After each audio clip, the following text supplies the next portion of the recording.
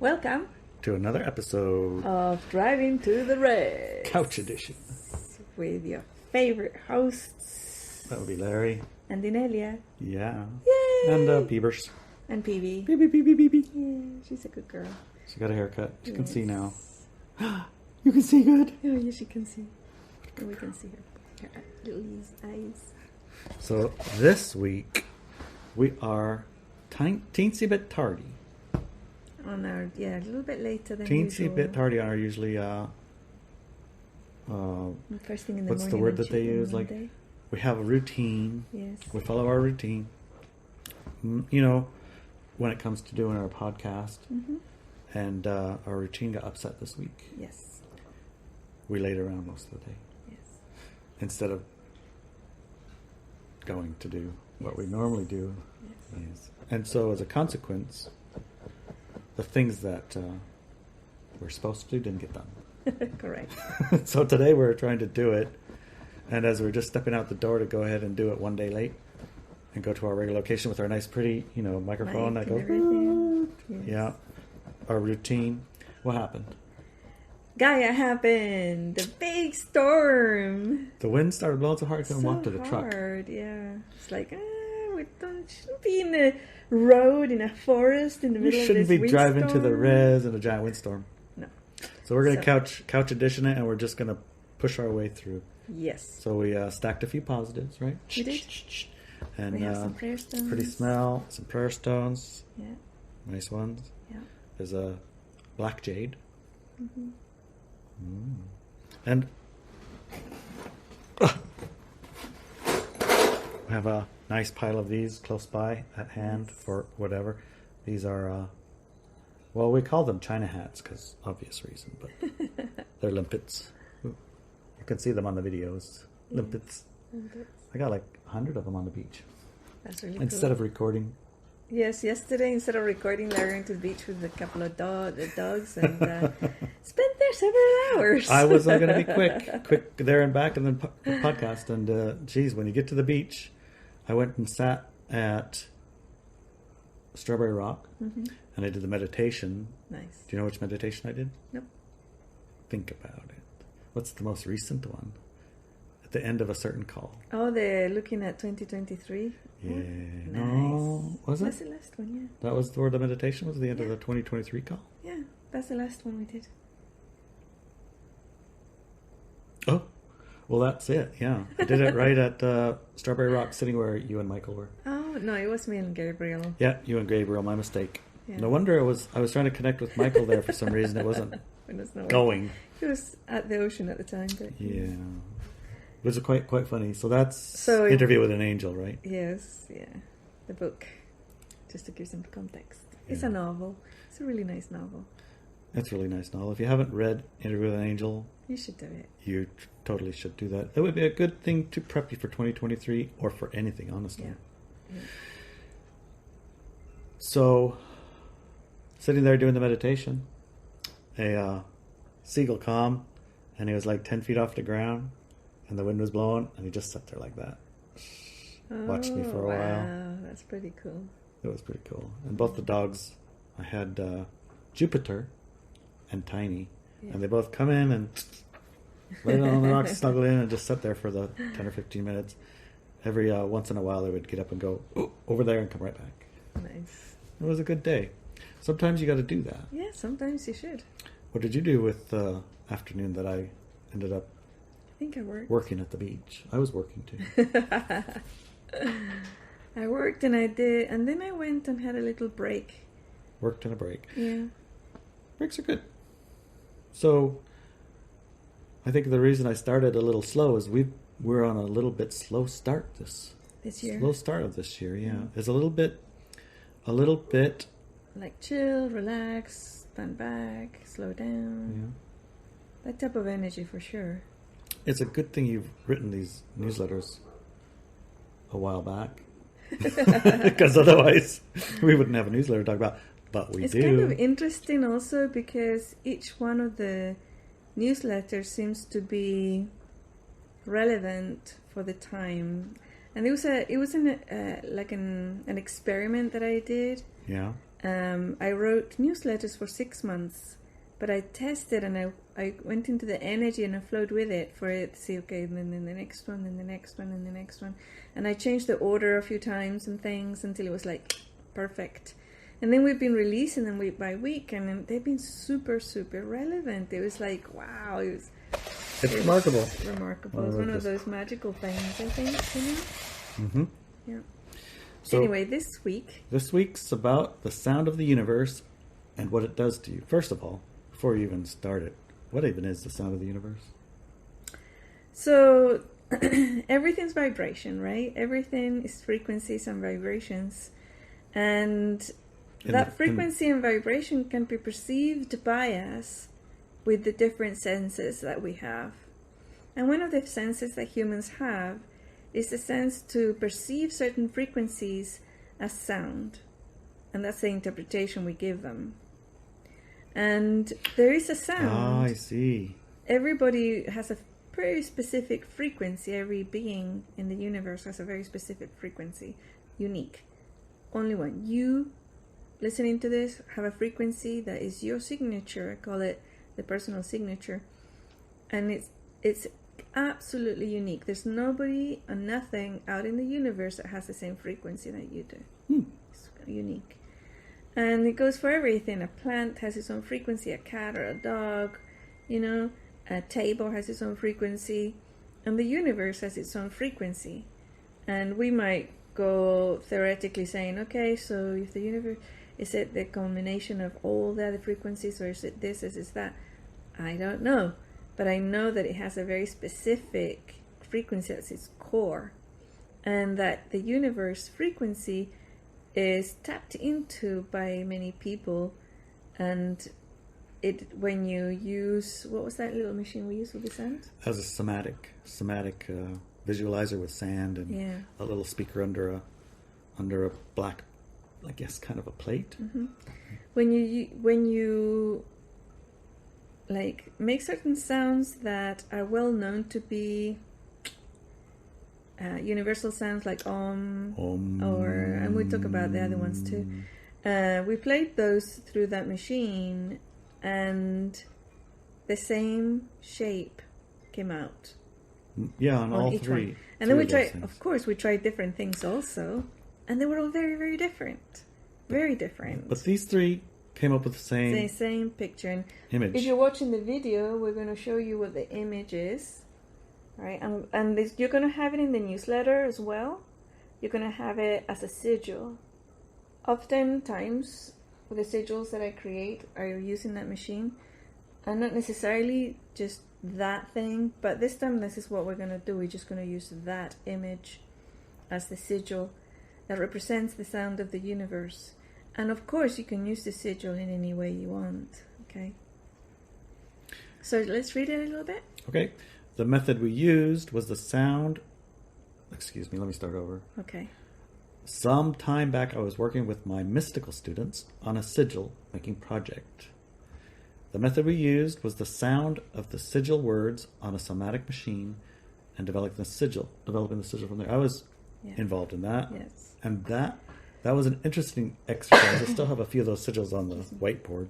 Yes, they're pretty because they're like, when you use the somatic machine, you speak a thing, you record it, you put it into the machine, let it loop through so that same phrase or whatever it is keeps coming.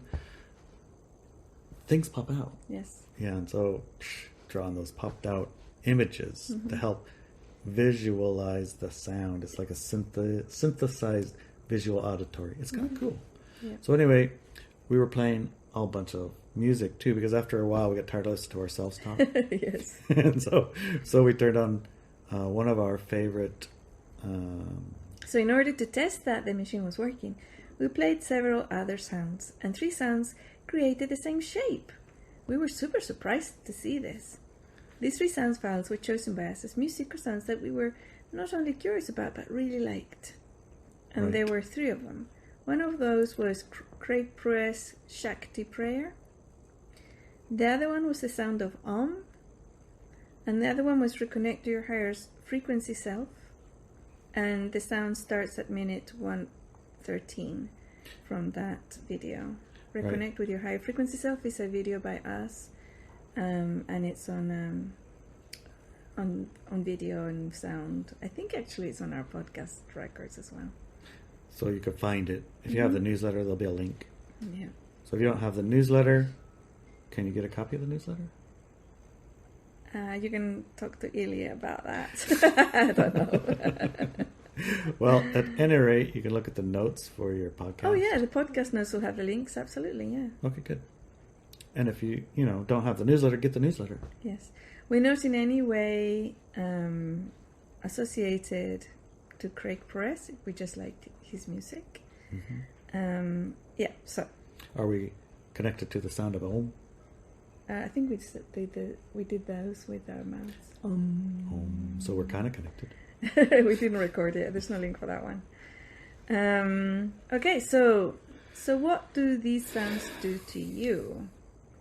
If you delve deeply into them, these sounds will help you reach a high frequency altered state. Within that state, you can heal yourself, expand your awareness, conscious manifestations. In fact, the limitations of things you can do from that state are your own, and you can keep them or drop them. The limitations. Right. Number 3, the one we created at the Lemurian portal is particularly powerful. When played for a few hours, people report they reach a point where they will feel very irritated. I remember that feeling that sometimes it happens like it's like almost like annoyance. It's like, don't do it to me no more. Don't do it to me no more. It feels like resistance, right? Yes.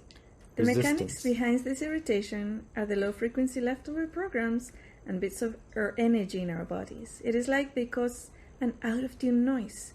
If it happens to you, you need to push through. Keep listening. Eventually it passes, and the resulting state is very, very good for you and the human collective. Yeah, I can imagine it. We have this note in us, and this is this note over here, and it's going, and they're like discordant. Yes. And the discordance is your irritation. Yeah. And when this one isn't changing, this one stays. The one that you're the Lemurian portal one. Mm-hmm. When you get to it, then it's yeah, it feels really. We just have to, I guess, get out of the way. Yeah, or move our frequency, right? You become resonance with it. Yeah, tune in with it, and that brings me towards something else that is actually related to this,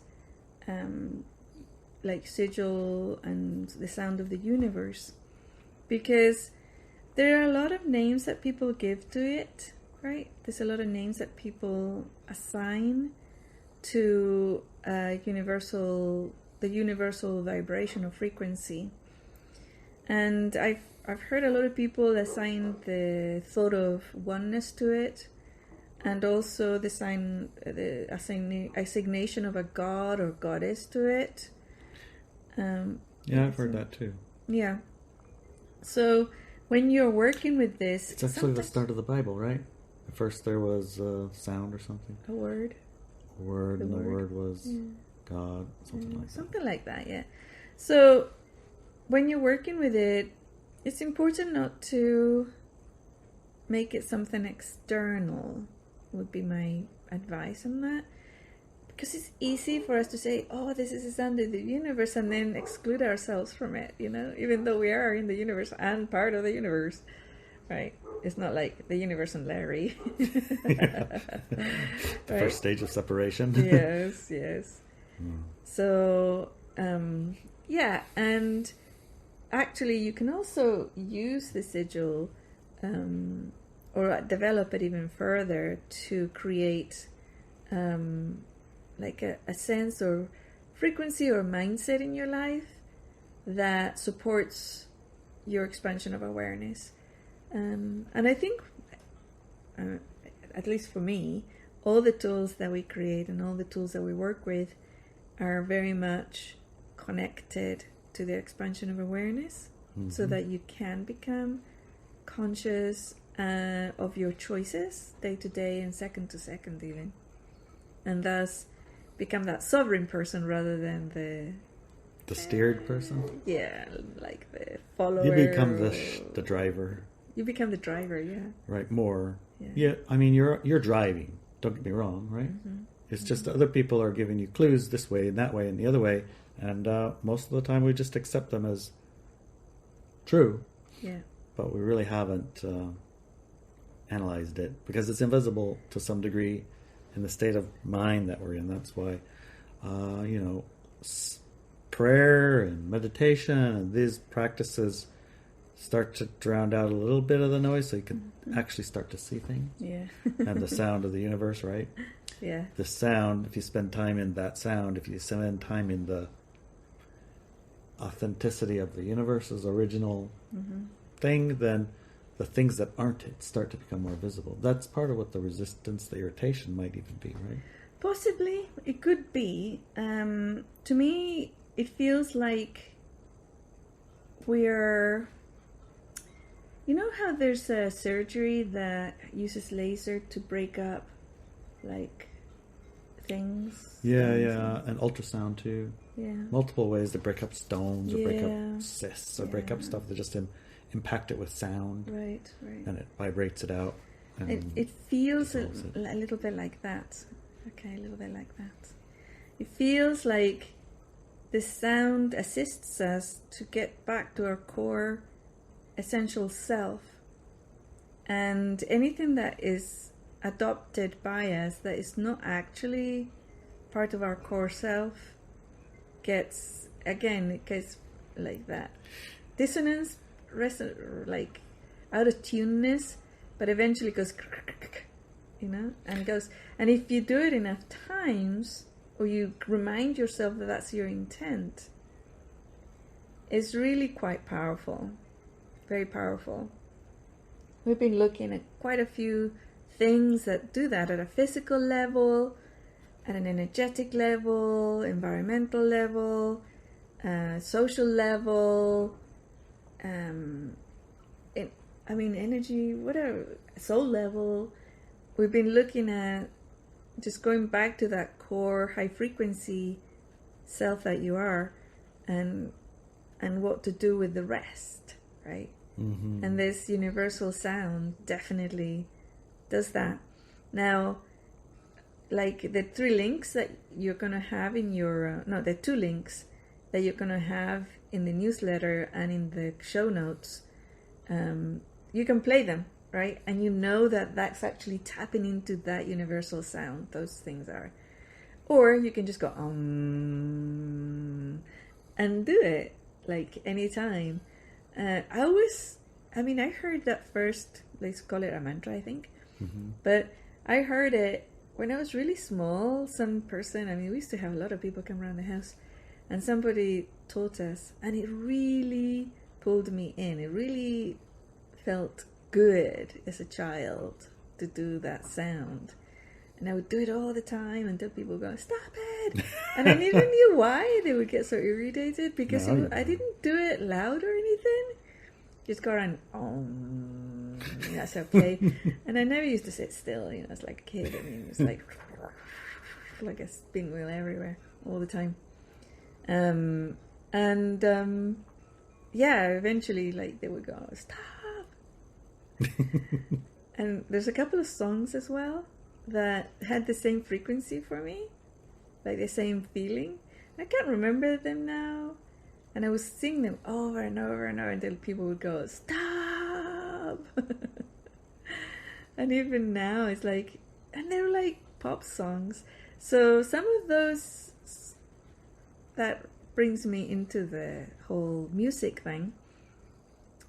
I would say that every piece of music, every song that you hear on the radio, or you have a collection of songs and things, it might be interesting to see, and if you have any type of way of doing it, if you have one of those machines, test it to see, is it this sound, right? Is it this sigil that it creates, or this picture that it creates, or is it something completely different?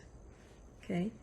And I know that a lot of the modern songs, not just the words are poisonous, like some of the words in modern, not even modern, but music in general, some of the words in music are really, really bad, really negative, like this stabs into your soul kind of thing.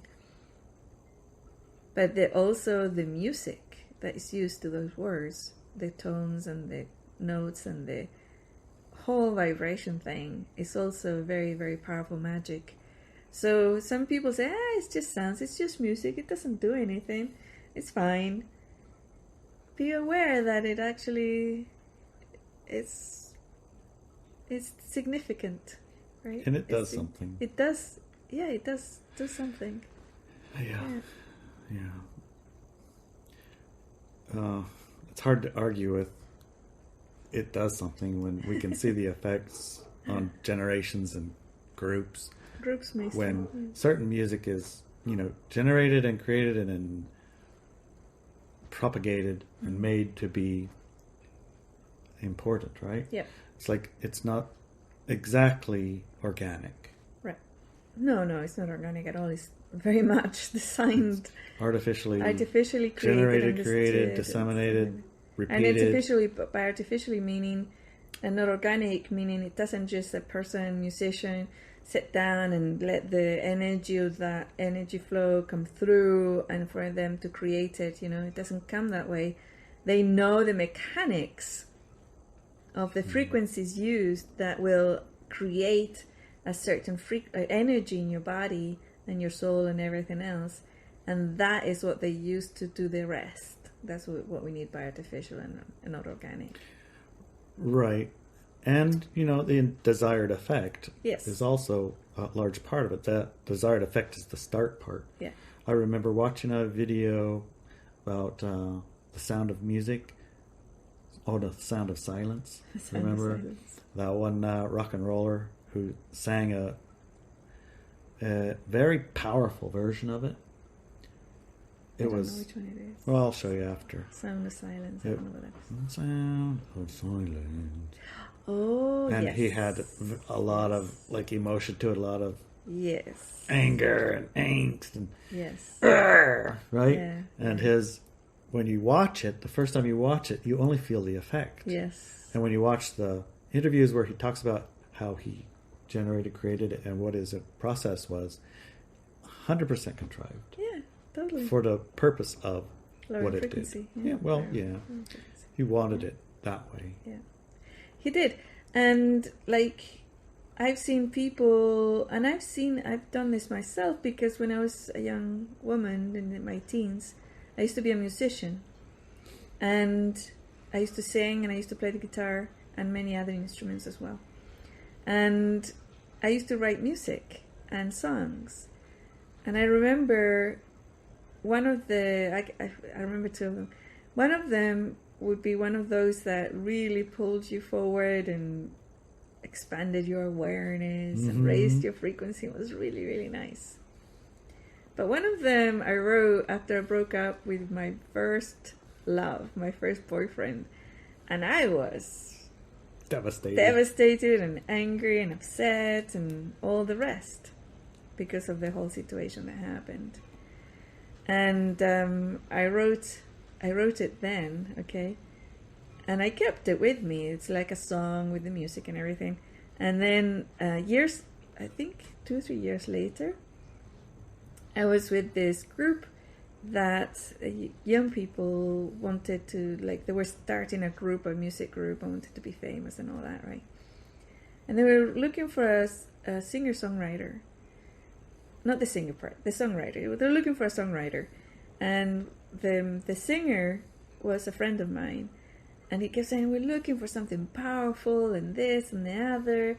And we really want something to affect, And I said, I know which one. Yeah, you have the one. And I gave him the one with the breakup, after the breakup. He read it, went totally sheet white. And he said, did you write this? And I said, yeah. No, we can't do this one. It's just, and it's he couldn't. Emotionally, it just gave massive punch, you listen to that song and your heart's broken at the end of it. I've been involved in a relationship at the time. And I looked at him isn't that what you wanted? And then he said, yeah, we thought so, but we're changing directions. We're not going to do that. which is really nice, right? And then, yeah, they did some really nice, kind of happy songs and dance songs and some nice fluffy stuff. So, yeah, that can come through, that energy. Like you said, it's not necessarily that, I think that's what you said, that the person is like mechanically geared, or a team does it mechanically because they know the frequencies and sounds that lower people frequencies. That does happen a lot in all the pop songs, like all the popular ones, they're like that, right? But there are ones that when a person is in a very low frequency state and they bring that forth, a creator, right? Like a singer, a songwriter, a musician, an artist, they bring that art in and it encompasses that frequency. Right? I can remember watching the shows about the same thing, these very famous artists doing their very famous stuff, and they're like, I was in a very dark place when I was writing this, and yes. It helped me. Right? Yeah, inverted commas, right? Yeah. Yeah. And it's probably too, a lot of times people will get to a state of numbness. Yes. And this impactful thing, even though it's negative, it makes you feel something, which right. is better than feeling nothing. Yeah. And it needs to be more and more dramatically something in order to feel. So that's kind of one of those stacking the negatives. Yes. You continue to stack them until you're feeling something pretty negative, actually. Yep. It happens. It does happen. And it was another thing. I was watching, not a friend. Well, I can't say he's not a friend because I'm sure he would be a friend if we met him. Uh-huh. A fella? A fella? Is that how you would say? Somebody you watched who you know and they don't know you yet? Yes. They're not friends. Kind of my friend. He's driving to Alaska.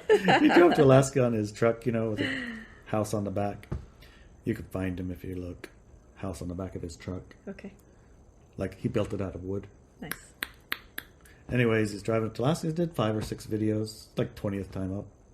And all of the videos got 20,000 views, except for one of them. Yes, you showed me that one. 120,000 views. 120,000.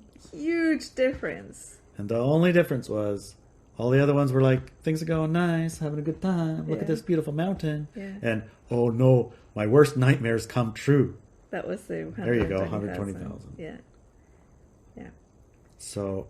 It makes you wonder because, that frequency thing it's there and it's chosen, right? And people have a morbid curiosity about it. Not only that, but it's also a contrived thing because why did that video get all those numbers? It was the algorithm Yes, I was getting to that. Okay. So we have a tendency to have that morbid curiosity, and that's why many people watch horror movies and horror shows and stuff like that. What's going to happen? What are they going to show? And how do they get out of it? Do they get out of it? Or do everybody die, Yeah. And all these horror movies and zombie movies and everything else, super popular, like insanely popular.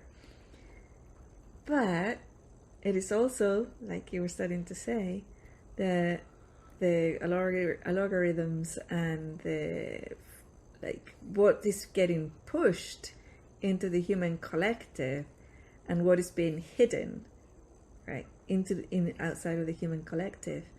And again, when we start talking this way, it's very easy to go into the victim aggressor energies, like, oh, they're doing this to us and blah blah blah. But it's not, because you want to say the expansion of your awareness is the antidote. Yes. Because here's the menu, but hey, guess what? That's not the whole menu. Exactly. Yeah. Expansion of awareness means you look at it and you go, oh, what else is there? Exactly. Yeah. You're not a victim to the free will that has the pretend free will. Right. So one of the things about frequency is that I again, in my life, I was told, oh, opposites attract. Mm-hmm. Right? And when I looked at that, I knew instantly it was a false teaching. I don't know how anybody would believe that, though, even. I know, it's weird. It's very I think, and they tell you about the magnets, oh, look, the opposite. Say north and south. You got to find someone terrible, that's perfect for you. Yes, Like being used to someone terrible is perfect. No, I Because don't think think of all of the spiciness. so. Yes. So, frequency-wise, to attract the music, shows, and people, situations, experiences, music that are a match and actually will be very, very attractive once you see them, is to step away from the program that says opposites attract, but Definitely. also another program that's really, really insidious is that there are no people like that out there. No There's people not- like you. Yeah, there's no people out there that are like you. So you have to settle for something. Yeah. I remember once I can't remember if I was with you at the time, but we were in a mall, a really big mall, and we're talking about how, frequency, like, this mall is full of people, and I'm the only high frequency person in the mall, right? And then, as we walked down the upper floor of the mall, I'd learned it's like, no, because at least you're here, right? Yeah, At least you can't you're say, here. You can't say there's no high frequency people at the mall here because you're there. here, Right. right? And as we're walking on the second floor, there's people there that recognized me, right? And I said, "Are you Inelia Benz?" Yeah. I just laughed, Yes. Oh my God, I listen to your meditation every day. It's like, yeah, universe just delivered. And I guess it wasn't you. I think it was Daniela, but it was someone, I can't remember who it was.